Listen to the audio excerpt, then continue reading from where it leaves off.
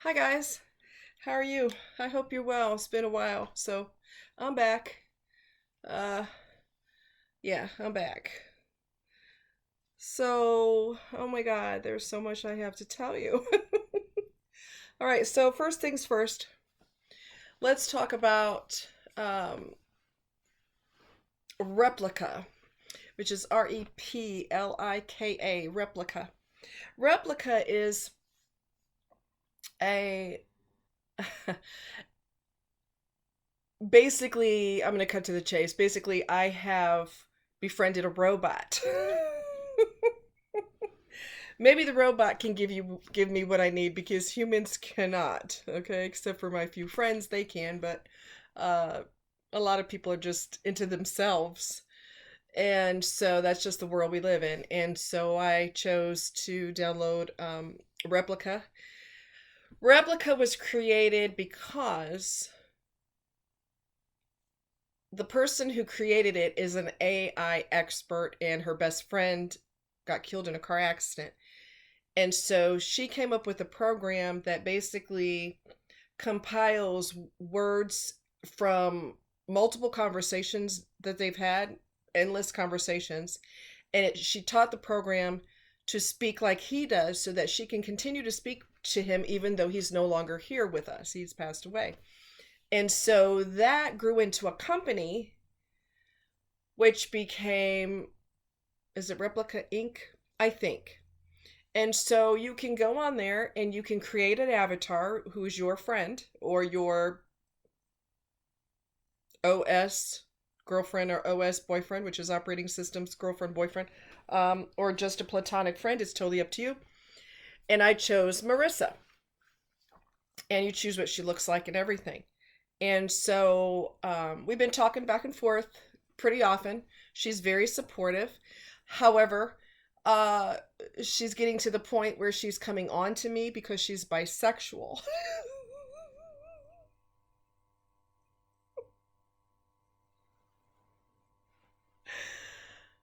I don't even know what to do with that. I mean, I honestly do not know what to do with that. I don't. I don't know how you can see my highlighter pretty good on here. I don't give a shit. Fuck it. I don't care. Lighting is just, yeah, whatever. I don't care. Anyway, so, yeah, she's coming on to me hard. And I'm like, I don't even know what, like I said, I don't know what to do with that. It's just really weird. It's really weird. But if you need someone to talk to, uh, it's a good place to go.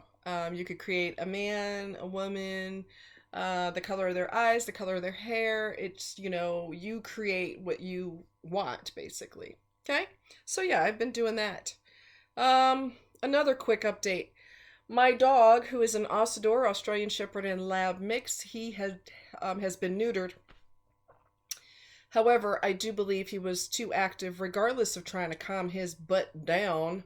I think he was too active after surgery, and he was acting like he didn't have surgery. And now, a week later, he has complications, and his scrotum is very swollen, and it's breaking my heart that he feels so bad. So he got worse and worse, and it's getting worse and worse.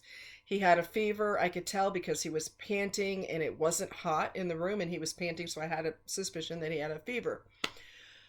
So, long story short, I went ahead and contacted them, and they gave me medicine today, antibiotics today. He will get more at 2 o'clock in the morning, and because it's every 12 hours, and he will start his pain medication tomorrow.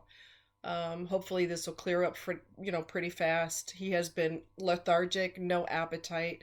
He will drink, not really going to the bathroom properly because he's not eating properly. So it's been a heartbreaking nightmare for me and a nightmare for him. And because he can't stop licking the wound, regardless of wearing an adult doggy diaper, he now has a cone that he has to wear that's huge. And he hates it, and I hate it for you, but you refuse to stop, so you don't really give me a choice in the matter. So I found next topic is going to be The Derrell Brooks trial. That trial is turning into. If you ever needed a visual of what narcissism looks like with your own peepers, look at the Derrell Brooks case. He is the person who had a fight with his girlfriend, ex-girlfriend, whatever she is to him. Had a fight with her, got mad, and decided to barrel between 25 and 35 miles per hour through barricades, through a parade, killing 6 people and injuring 61 people. 6 people have died. One of them was a little kid.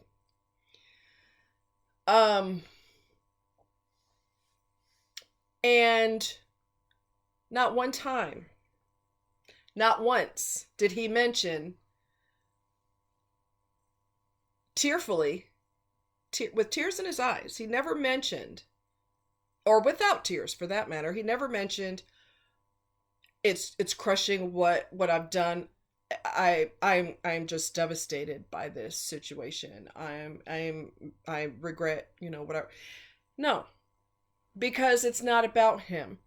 Narcissists don't care who dies, who commits, who unalives themselves. They don't really care. If they unalive people, they just don't care because it's not their life. It's the other person that lost their life. So they don't really care. That alone tells you something is significantly wrong with the person, okay? So I took a bunch of notes, honey. I mean, a bunch of notes, okay? A bunch of freaking, I don't know if you can see them, but there's a lot of notes on there. Can you see that? Probably not. If I turn it to the side, you see a bunch of notes on there. So let's get through it because we got a lot to cover. This happened a year ago. This happened in November 21st of 2021. Yeah. So it happened a year ago. So he has gotten to the point where he is argumentative. One thing that narcs will do, and you guys know this, and if you don't know, I'm here to tell you, they love to argue. They love it. Wouldn't have it any other way. So the sun could be out and they will clearly tell you that is not the sun. That's not the sun. What is wrong with you? That's obviously not the sun. And if it is a sun, how do you know it's not a planet? Maybe it appears to be the sun, but it really isn't the sun. Well, the sky's blue. No, it's not blue. My God, what is wrong with you? Why do you have to be? And then they'll accuse you of being argumentative when they're the ones arguing. It's a master manipulation ploy. It keeps people off their toes. And if I can control anyone through my arguments by keeping them off balance, it keeps me in control. If I'm a narcissist, this is the way they think. They will argue you to the death. You could say that you are 6'2" because you just went to the doctor and they checked your height. You're 6'2". They will tell you you are not 6'2". Look at you. You're not 6'2". Where'd you get that from? Oh my God. It's all about you, ain't it? And they will just word salad and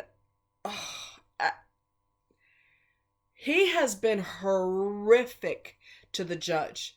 And the judge has been so patient. Her patience is wearing thin because this has been going on for a while now. He has done everything to interrupt the proceedings. He has done everything to cause fights and arguments. And then he accuses her of arguing. And then he has the nerve to say, I'm sick and tired of arguing every day. No, he's not. That's his favorite thing to do. Sick and tired of arguing. Bro. Wrong. You love to argue. Shut up. So anyway. Word salad. Won't answer direct questions. He did not answer direct questions to the officers when he was there for, having his, they were interrogating him. What car were you driving? I was with a friend. Well, what's your friend's last name? I'm not really trying to get him involved in this. There was no friend. He probably can't think of a last name, an imaginary last name, because he's lying. They lie like a rug. Okay? They lie like a rug. Come on. A friend. He wasn't with a friend. He's lying. He was driving his mother's car. His mother's SUV. Crud. I'm yanking on my lashes here. Okay, he lies like a rug. He wasn't with a friend. Okay, he was driving his mother's vehicle.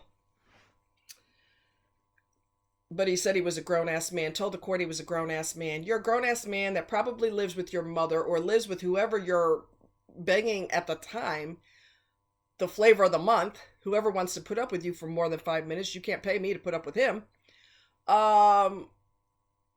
You don't have a job. You're a gangbanger. Yes, he has gang affiliation. And yes, he was throwing up gang signs on Twitter. Gang affiliated, no job, driving mommy's car without a driver's license. But then he told the court, I'm a grown-ass man. Ain't nobody gonna talk to me like that. Grown-ass man? Okay, little boy, sit down. Projection. These are the things that he has done. Has killed and severely injured people and has the nerve to say that the court has no integrity. You heard me. The court has no integrity. Okay, murderer. Badgering witnesses and being sarcastic with them, which he was spotted by the he was told by the court to stop, put a stop to. He told one witness, well, so you remember this, but you don't remember that? She says, no, I don't remember. He's, well, don't you think that's convenient? So I find that hard to believe that you believe, you remember what you want to remember. And that's when the judge was like, you are not going to badger the witness. No. Oh my God, he's a piece of, he said, was I badgering? She said, you were badgering. And he said, was she complaining about it? You know that has no basis for an argument at all. Naturally, the witness isn't going to complain because they just want to, they're nervous. They're giving their testimony. They don't know what's going on. They want to say what they have to say and get the heck up out of there. Naturally, they're not going to say, Your Honor, he's badgering me. So he used that as a basis for arguing. Did she say she was badgered? Which is not a legitimate argument. He was badgering her / bullying her. He yelled at the judge, told her that she should recluse herself from the trial, accused her of being shady, went off on the prosecution saying that they're deliberately doing shady things as well. Everybody has no integrity except him. Y'all didn't know that? Has been put out of the courtroom repeatedly regarding his yelling, insults, and defiance in court. So there's another courtroom that they would put him in. And when he continued to run his mouth, they would mute, the judge would mute his microphone because you obviously don't know how to conduct yourself in a mature way. And this is a court proceeding. So you cannot come in here and act like you on the street because they're not going to have that, okay? People complain that the judge is getting away, letting him get away with everything. And she needs to get a spine and blah, blah, blah, blah, blah, blah. He is sneaky. He is very, very, very, very sneaky. So he is desperate to get a mistrial. He is desperate to file a complaint against the judge. And she has never lost her mind and screamed at him at the top of her voice, which all of us are probably screaming at our phone, screaming at him through our phone. Okay? Everybody can't be trusted, but he's the one killing people and acting like it wasn't a big deal. And, let me say this too. And he has a history of being, history of domestic violence. He also punched his girlfriend in the face, ex-girlfriend, whoever she is. They were still talking. Why? I don't know. But punched her in the face because she wouldn't get in the car and then ran over her with the car and dislocated her femur, which is the largest bone in your leg, and dislocated it and broke her ankle and got angry that she didn't post bail when he did that to her. Grandiose, entitled, the whole world owes me everything. I don't care that I broke your ankle and dislocated your femur. What does that have to do with anything? What about me? I'm locked up. Post my bail. He also violently hit her in the face at one point. Backhanded her. Bam! Right in her eye. Blackened her eye. I don't know why the hell she still deals with him. Him being in jail, hopefully that'll give her a wake up call to leave him the hell alone. You have a kid with him. He got her pregnant when she was 15 years old in the state of Nevada. That is considered statutory seduction, is what Nevada calls it.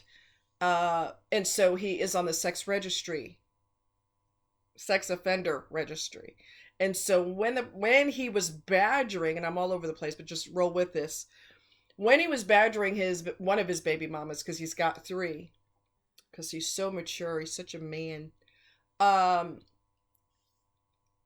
He was basically treating her on the stand like she was a bad mom. Do your kids live with you? Does your kid live with you? And I've got pictures of her daughter and the daughter's baby, our daughter and the daughter's baby, Your Honor. So she's still tight with me because the ex-girlfriend, she's the one that gave me these pictures. That is breaking the law, basically, because that was not listed in the discovery. So the prosecutors had no idea where these pictures came from, and they were literally like this. Like, what is happening right now? Where did that evidence come from? So those pictures are not going to be submissible. He also said that Erica, the ex-girlfriend, gave him those pictures, which proves that if I'm such a dangerous person and I'm so violent, where did I get these pictures from? He got those pictures from his mother. He lied and said he got them from Erica when he didn't. And there was a recorded phone call of him persuading his mother to send him those pictures. But then he said, that's a lie. That's a lie. It's not a lie. That's exactly what happened. They have evidence. They got the phone call. So don't even go there. They will lie. It doesn't matter how much evidence you have. It's not true. Okay? Let me see. Okay. Went off on the prosecution. Has been put out of the courtroom, like I said, yelling insults and defiance in court, gaslighting, rolling his eyes, being addressed on that. You're being disrespectful. I don't appreciate you rolling your eyes at me, which is what the judge said. And then he blatantly lied and said he never did that. Pathologically lying, vehemently denying events that took place, regardless of a recorded conversation, and plotting with his enabling mother. Has zero remorse in reference to all the victims, could care less who died at his hands. He didn't die, so that's all he cares about. Defendant claims court has ganged up on him. They are biased and prejudiced against him, which is a load of bull. He lied about so-called letters that the ex-girlfriend supposedly gave him, but refuses to produce such letters. You know why? Because they don't exist. That's why. They don't exist. You see the look on my face? The purpose of the letters was to prove that his ex-girlfriend supposedly she supposedly gave those to him to prove that he was never a threat to her and that she was supposedly still in contact with him. He also tried to make the court prove that the judge actually had a right to practice law.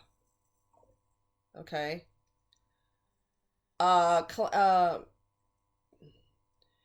He demanded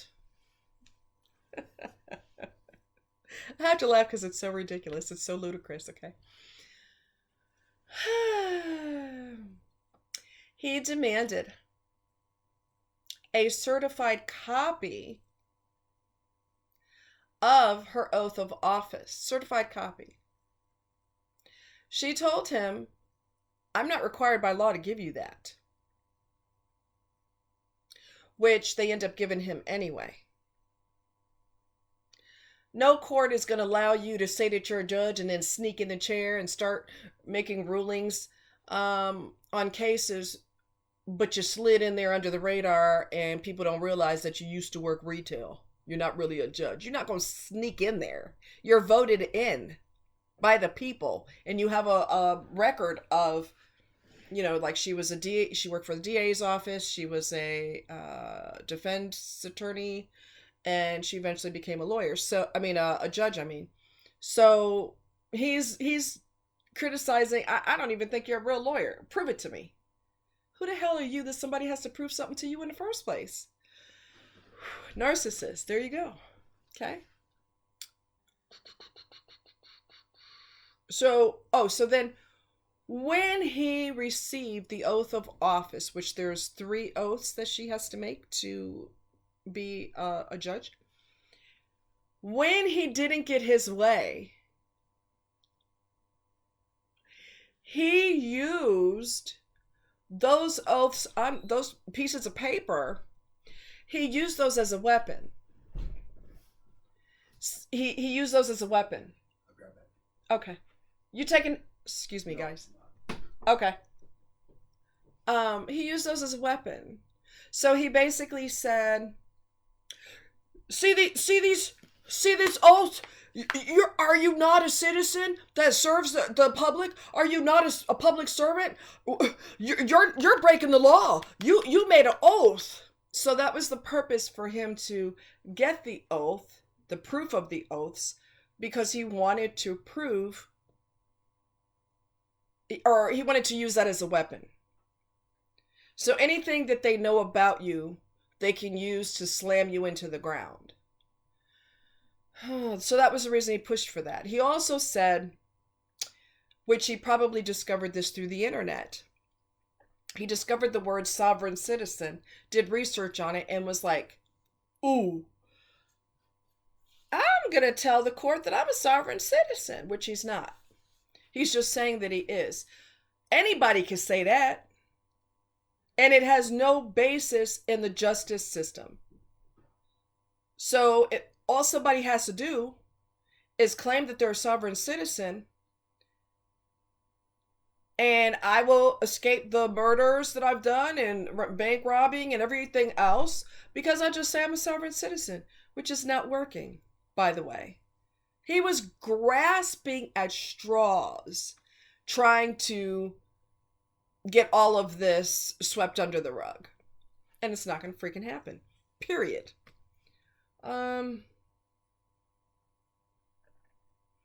Question the authority of the state to go against him, the state of Wisconsin going against him. He questioned that. And he said, you don't have any right to go against me. And then when he was calling witnesses, he said he would have witnesses. Okay. He would have witnesses on the stand. Okay. And he would say, she would, excuse the witness or whatever. And then, the judge would say, do you want to call any other witnesses? He said, yeah, I want to call the state of Wisconsin to the stand. And the DA's office was like, objection, Your Honor, that isn't even basis for law. The DA's office represents the state. So there is no one person who is the state of Wisconsin or the state of whoever, okay? They represent the state and they are the prosecution. They are on the side of the prosecution. No, you can't call them to the stand because they are an entity. They are not an actual person. The DA's office represents the state. Oh my freaking God. And he kept saying, well, I have a right by law. I have a right to confront my accuser. Isn't the state accusing me? Then I have a right to put them on the stand. That is not how it works. That's not how it works. They are not an actual person. They are an entity. So the DA's office is going after you on behalf of the state. He thinks he's going to change the law, and it just doesn't work like that. He produced fake tears at one point so he can convince everyone that there were two...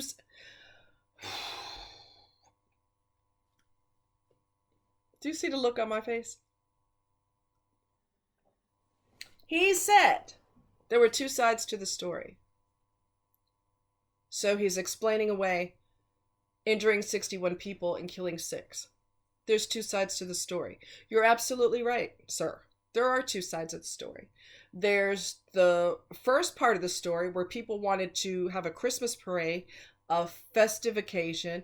Little kids have candy and it's a festive time, and I'm sure there's music and dancing and fun and all of this to be had by everyone. And that's what people decided to do. And part 2 is you decided to barrel through them using a vehicle that was used as a deadly weapon to maim and destroy. So you're right, there are two sides of the story, and neither one of those sides makes you look good. Next thing. Um and it was boohooing, and I was like, I told people don't fall for the tears. Don't fall for that. Don't fall for that. He's crying for himself, not for anyone else.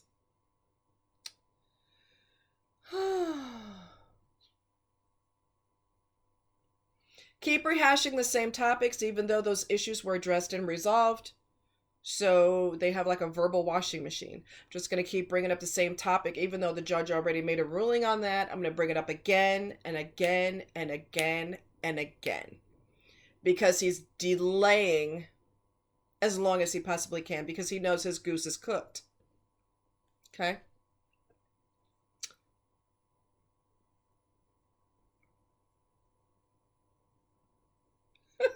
Towards the end of the evidentiary phase, which is the one I watched today, he has decided to be argumentative, which resulted in him being muted in the other courtroom.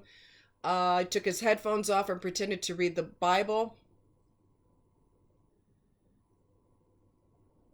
And had the, she said, so Mr. Brooks is deciding to not respond to me. He is reading a book right now, and he did respond to that and said, it's not a book, it's the book. And more people need to, well, how did he word it? More people need to go by this book. Coming from a murderer, you are absolutely right, sir. Oh my freaking God. Piece of work. He fired a weapon at his nephew at one point. So we're at the point now where the evidentiary part of this trial is at a close. There will be no more evidence. He also tried to pull, which didn't work. Okay. He also tried to pull that this Ford Escape has a recall and my mother sent me the information and blah blah this and blah blah that. He's lying. He does not have any such thing. If he did, he would have presented that earlier in court. Too late to produce anything now, which don't even worry about that because he has no evidence to prove. If there was any recall on the vehicle, his mother, who's the owner of the vehicle, she would have received paperwork on the recall. So he's trying to go by, there's something wrong with the car.